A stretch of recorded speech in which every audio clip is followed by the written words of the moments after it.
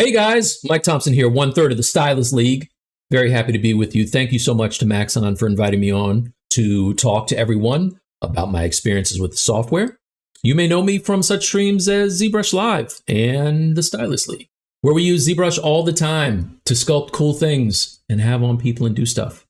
I am a little different than maybe some of the other people who stream from Maxon in that I kind of started off as a 2D illustrator. I make movie posters and create toy packaging, things of that nature. And so for me, I really didn't have a 3D background. It was never something that I learned how to do or had any interest in, to be quite honest with you.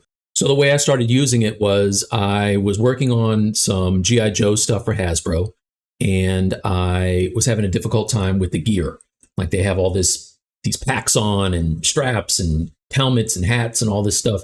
And what I was finding is the way that I normally collect reference wasn't working for me because the lighting was all kind of off.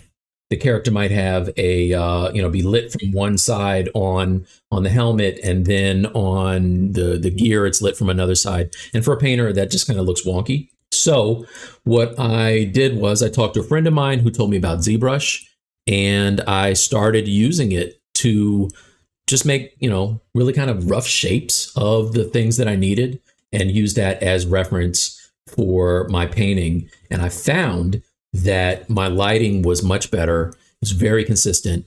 It helped me to do what I needed to do. Now, the thing about it was I fell in love with the software. I don't know if you know this about me, but I'm a big statue fan.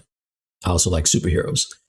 And so, I would just practice until I got better. Eventually, I ended up making a few statues for Sideshow, and I've been hooked ever since. I do more 3D now than 2D.